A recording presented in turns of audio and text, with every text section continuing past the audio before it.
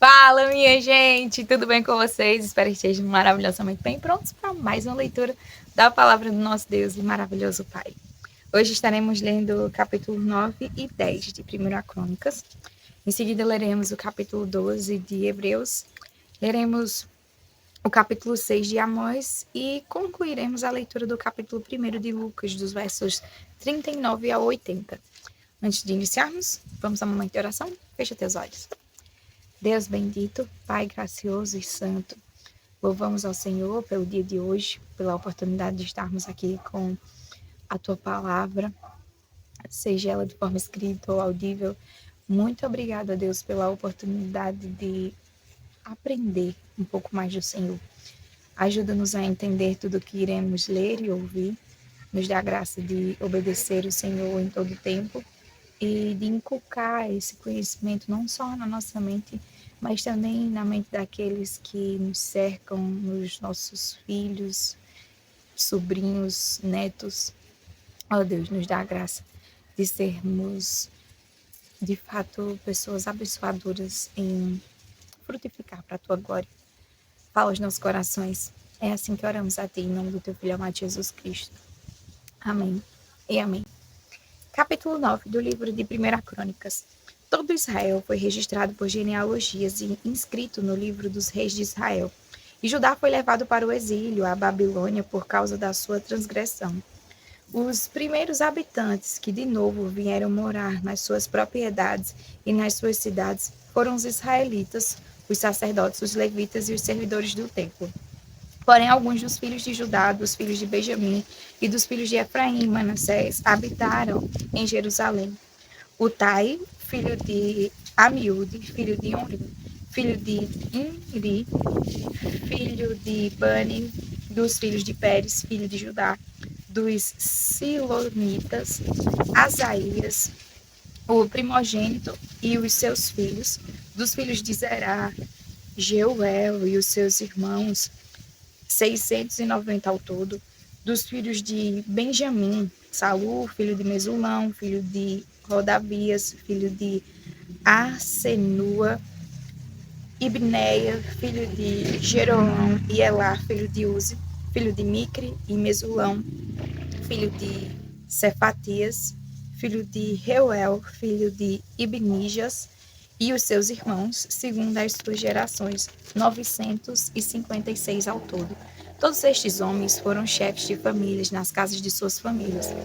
Dos sacerdotes, Jedaías, Jeoiaribe, Jaquim, Azarias, filho de Ilquias, filho de Mesulão, filho de Zadok, filho de Meraiote, filho de Aitube, chefe da casa de Deus. Adaías, filho de Jeroão, filho de Pazur, filho de Malquias, e Mazai, filho de Adiel, filho de Jazera, filho de Mesulão, filho de Mesilemete, filho de Imer, bem como os seus irmãos chefes das suas famílias, 1760 ao todo, homens capazes para a obra do ministério da casa de Deus.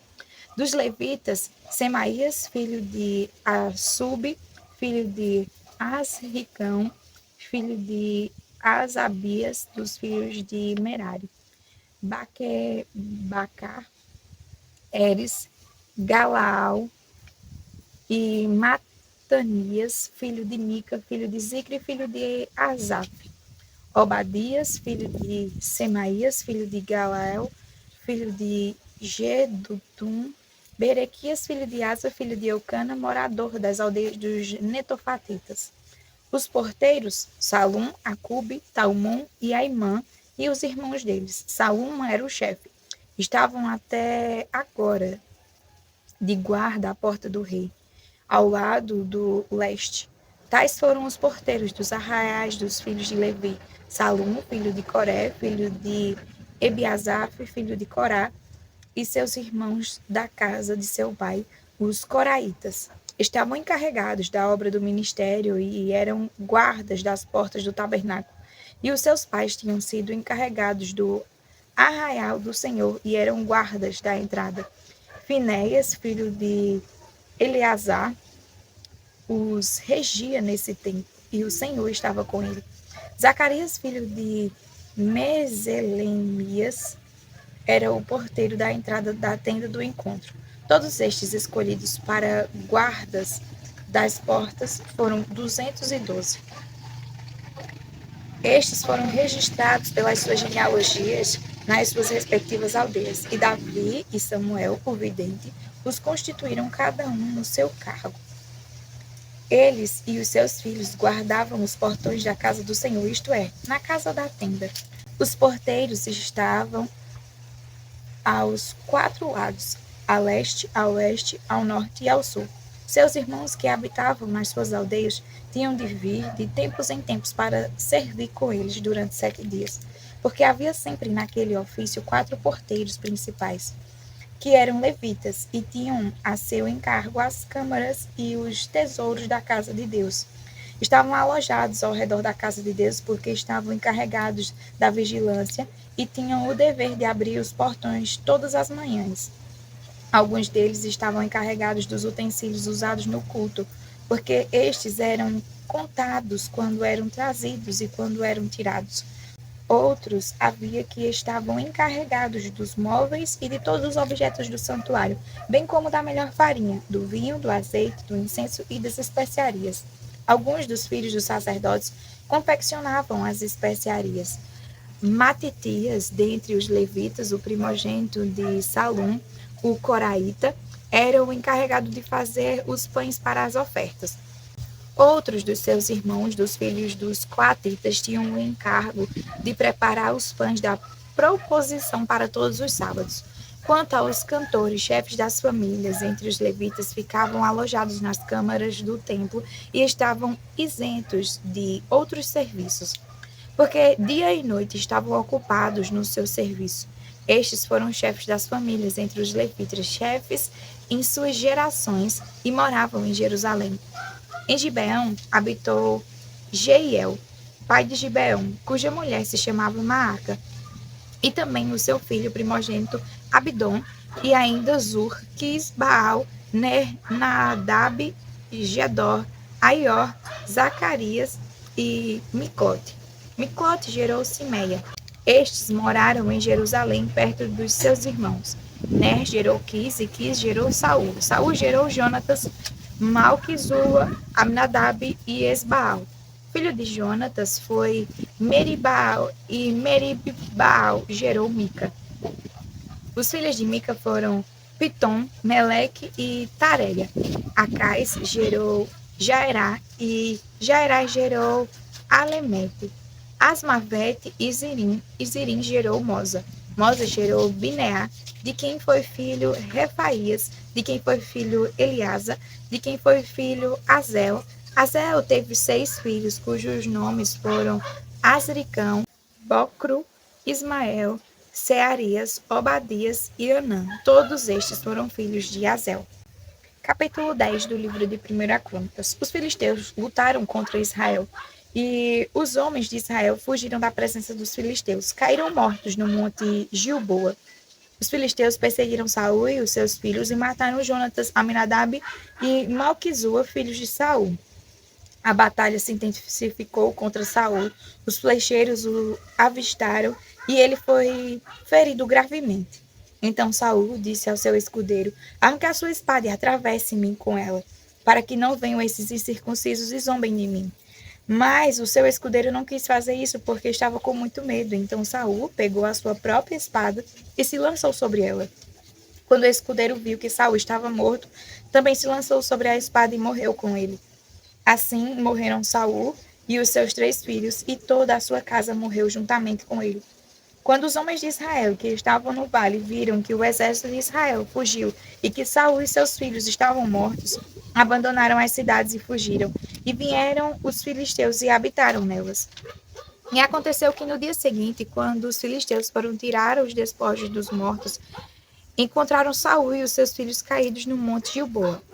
Despojaram os mortos, pegaram a cabeça de Saul e as suas armas e enviaram mensageiros pela terra dos filisteus ao redor para levar as boas novas a seus ídolos e ao povo. Puseram as armas de Saul no templo do seu Deus e a sua cabeça a fixaram no templo de Dagom. Quando todos os moradores de Jabes de Gileade ouviram tudo que os filisteus haviam feito com Saul, Todos os homens valentes se levantaram, pegaram o corpo de Saul e os corpos dos filhos e os trouxeram a Jabes. Depois sepultaram os ossos deles debaixo de um arvoredo em Jabes e jejuaram 7 dias. Assim, Saul morreu por causa da transgressão cometida contra o Senhor, por causa da palavra do Senhor que ele não tinha guardado, e também porque consultou uma médium, e não o Senhor, que por isso o matou e transferiu o reino a Davi, filho de Jessé. Capítulo 12 do livro de Hebreus. Portanto, também nós, visto que temos a rodear-nos tão grande nuvem de testemunhas, livremo-nos de todo o peso e do pecado que tão firmemente se apega a nós e corramos com perseverança a carreira que nos está proposta, olhando firmemente para o autor e consumador da fé, Jesus, o qual, em troca da alegria que lhes está proposta, suportou a cruz sem se importar com a vergonha, e agora está sentado à direita do trono de Deus.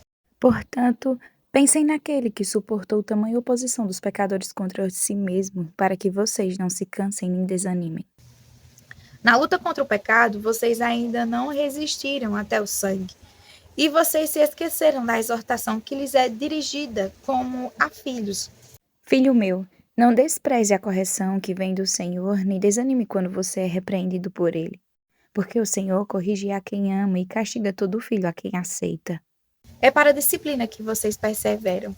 Deus os trata como filhos. E qual é o filho a quem o pai não corrige?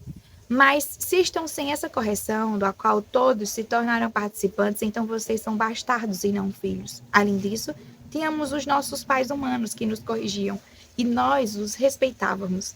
Será que então não nos sujeitaremos muito mais ao Pai espiritual para vivermos? Pois eles nos corrigiam por pouco tempo, segundo melhor lhe parecia. Deus, porém, nos disciplina para o nosso próprio bem, a fim de sermos participantes da sua santidade. Na verdade, toda disciplina, ao ser aplicada, não parece ser motivo de alegria, mas de tristeza. Porém, mais tarde, produz fruto pacífico aos que têm sido por ela exercitados, fruto de justiça. Por isso, levantem as mãos cansadas e fortaleçam os joelhos vacilantes. Façam caminhos retos para os seus pés, para que o manco não se desvie, mas seja curado. Procurem viver em paz com todos e busquem a santidade, sem a qual ninguém verá o Senhor. Cuidem para que ninguém fique afastado da graça de Deus e que nenhuma raiz de amargura brotando cause perturbação e por meio dela muitos sejam contaminados. E cuidem para que não haja nenhum impuro ou profano como foi Esaú, o qual por um prato de comida vendeu o seu direito de primogenitura. Vocês sabem também que, posteriormente, querendo herdar a bênção, foi rejeitado, pois não achou lugar de arrependimento, embora com lágrimas o tivesse buscado. Ora, vocês não chegaram ao fogo palpável e aceso, à escuridão, às trevas, à tempestade, ao toque da trombeta e ao som de palavras tais que aqueles que ouviram isso pediram que não lhes fosse dito mais nada, pois já não suportavam o que lhes era ordenado. Até um animal, se tocar o monte, será apedrejado. Na verdade, o espetáculo era tão horrível que Moisés disse: Estou apavorado e trêmulo. Pelo contrário, vocês chegaram ao Monte Sião e à cidade do Deus vivo, a Jerusalém celestial e a milhares de anjos. Vocês chegaram à Assembleia Festiva, à Igreja dos Primogênitos, arrolados nos céus. Vocês chegaram a Deus, o juiz de todos, e aos espíritos dos justos aperfeiçoados, e a Jesus, o mediador da nova aliança, e ao sangue da aspersão, que fala melhor do que o sangue de Abel. Tenham cuidado e não se recusem a ouvir aquele que fala. Pois se os que se recusaram a ouvir quem divinamente os advertia na terra não escaparam, muito menos escaparemos nós se nos desviarmos daquele que dos céus nos adverte. Naquele tempo, a voz dele abalou a terra, mas agora ele promete, dizendo: Mais uma vez eu farei tremer não só a terra, mas também o céu. Ora, as palavras mais uma vez significa a remoção destas coisas abaladas, ou seja, das coisas criadas, para que permaneçam as coisas que não podem ser abaladas. Por isso, recebendo nós um reino inabalável, retenhamos a graça pela qual sirvamos a Deus de modo agradável, com reverência e temor, porque o nosso Deus é fogo consumidor. Capítulo 5 do livro, na verdade, capítulo 6 do livro de Amós. Ai dos que andam à vontade em Sião e dos que vivem sem receio no monte de Samaria, homens notáveis da principal das nações, aos quais se dirige a casa de Israel. Vão à cidade de Cauné e olhem. Dali vão à grande cidade de Ramate e depois desçam até Gate dos filisteus. Será que eles são melhores do que os reinos de vocês? Ou será que o território deles é maior do que o de vocês? Vocês imaginam que o dia mau está longe, mas estão fazendo com que o trono da violência se aproxime. Vocês dormem em camas de marfins e se espreguiçam sobre os seus leitos. Comem os cordeiros do rebanho e os bezerros que estão na engorda. Ficam cantando à toa ao som da lira e, como Davi, inventam instrumentos musicais. Bebem vinho em taças e se ungem com o mais excelente óleo, mas não se afligem com a ruína de José. Portanto, vocês estarão entre os primeiros que serão levados para o cativeiro, e cessarão as festanças dos que gostam de se espreguiçar. O Senhor Deus jurou por si mesmo. O Senhor, o Deus dos exércitos, diz: Eu detesto o orgulho de Jacó e odeio os seus palácios. Abandonarei a cidade e tudo o que nela há. Se numa casa ficarem 10 homens, também esses morrerão. E se um parente chegado, o qual os há de queimar, pega os cadáveres para os levar para fora da casa e pergunta aos que estiver lá dentro: Há mais alguém com você? E este responder: Não, não há. Então ele dirá: Cale-se, não mencione o nome do Senhor. Pois eis que o Senhor ordena, e será destroçada a casa grande, e a pequena será feita em pedaços. Será que os cavalos podem correr sobre as rochas? Será que é possível lavrá-las com bois? No entanto, vocês transformaram o juízo em veneno e o fruto da justiça em alosna. Vocês se alegram por terem conquistado Lodebar e dizem: Não é fato que com as nossas próprias forças nos apoderamos de Carnaim? Pois eis que trarei contra vocês, ó casa de Israel, uma nação que os oprimirá desde a entrada de Ramate até o ribeiro de Arabá, diz o Senhor, o Deus dos exércitos. Capítulo 1 do livro de Lucas, verso 39. Naqueles dias, Maria se aprontou e foi depressa à região montanhosa, a uma cidade de Judá. Entrou na casa de Zacarias e saudou Isabel. Quando Isabel ouviu a saudação de Maria, a criança lhe estremeceu no ventre. Então Isabel ficou cheia do Espírito Santo e exclamou em alta voz: Bendita é você entre as mulheres e bendito o fruto do seu ventre. E que grande honra é para mim receber a visita da mãe do meu Senhor, pois logo que me chegou aos ouvidos a voz da saudação que você fez, a criança estremeceu de alegria dentro de mim. Bem-aventurada a que creu, porque serão cumpridas as palavras que lhe foram ditas da parte do Senhor. Então Maria disse: A minha alma engrandece ao Senhor e o meu espírito se alegrou em Deus, meu Salvador, porque ele atentou para a humildade da sua serva. Pois desde agora todas as gerações me considerarão bem-aventurada, porque o poderoso me fez grandes coisas. Santo é o seu nome. A sua misericórdia vai de geração em geração sobre os que o temem. Agiu com o seu braço valorosamente. Dispersou os que no coração alimentavam pensamentos soberbos. Derrubou dos seus tronos os poderosos e exaltou os humildes. Encheu de bens os famintos e despediu vazios os ricos. Amparou Israel, seu servo, a fim de lembrar-se da sua misericórdia a favor de Abraão e da sua descendência, para sempre, como havia prometido aos nossos pais. Maria permaneceu cerca de 3 meses com Isabel e voltou para casa. Quando chegou o tempo de Isabel dar à luz, ela teve um filho. Os vizinhos e parentes ouviram que o Senhor tinha usado de grande misericórdia para com Isabel e se alegraram com ela. Aconteceu que, no 8º dia, foram circuncidar o menino e queriam dar-lhe o nome de seu pai, Zacarias. Mas a mãe do menino disse: de modo nenhum, ele será chamado João. Disseram-lhe: mas você não tem nenhum parente com esse nome. Fizeram sinais, perguntando ao pai do menino que nome queria que lhe dessem. Então, pedindo uma tabuinha, ele escreveu: o nome dele é João.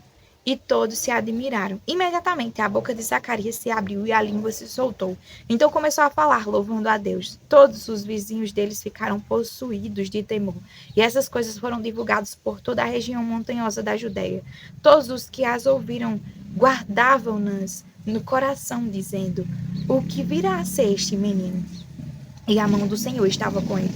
Zacarias, o pai de João, cheio do Espírito Santo, profetizou, dizendo: bendito seja o Senhor, Deus de Israel, porque visitou e redimiu o seu povo, e nos suscitou plena e poderosa salvação na casa de Davi, seu servo, como havia prometido desde a antiguidade por boca dos seus santos profetas, para nos libertar dos nossos inimigos e das mãos de todos os que nos odeiam, para usar de misericórdia com os nossos pais e lembrar-se da sua santa aliança e do juramento que fez ao nosso pai Abraão, de conceder-nos que, livres das mãos de inimigos, o adorássemos sem temor, em santidade e justiça diante dele, todos os nossos dias.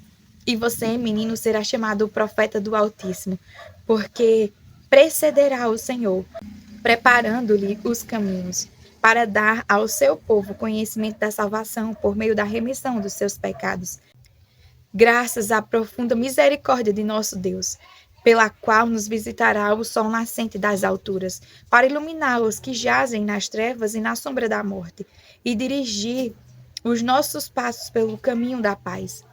O menino crescia e se fortalecia em espírito, e viveu nos desertos até o dia em que havia de manifestar-se a Israel.